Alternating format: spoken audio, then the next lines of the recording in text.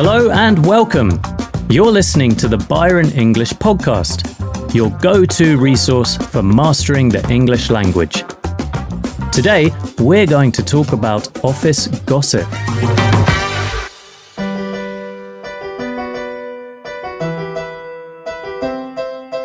Every boss dreams of a diligent employee. Hardworking, professional, someone who will always finish what they start. That is how you would describe a diligent person. Diligent person. Unfortunately for most managers, offices are a great place to enjoy gossip. Many of you listeners will know how fun it is hanging out in the office kitchen and having a chin wag with your colleagues.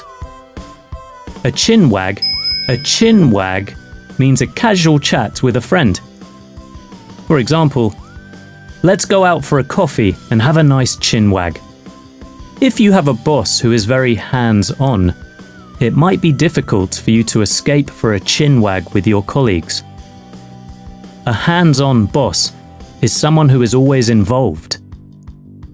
Another way of describing a hands-on boss could be by calling them a micromanager. Micromanager. Most people do not want to be micromanaged or have a very hands-on boss. Instead, most people prefer a boss who is very hands-off. Someone who leaves them alone and trusts them to do their work. So, what is the most popular topic when it comes to office gossip? I think most people would agree that the most popular topic is office romance. When two colleagues get together. Get together. Of course, in this context, get together means in a romantic way. If one of our friends in the office gets together with someone, they might try and keep it a secret. But when we find out, we will ask them for all the juicy details. Juicy details. Juicy details is a fun phrase we use when we are asking someone for some secret gossip. We say, "Give me all the juicy details." When your friend refuses to tell you anything, you can say the standard line, which is, "Oh, go on. I won't tell a soul. I promise. I won't tell a soul." What are some other promises we can make to try and persuade our friend to give us all the juicy details?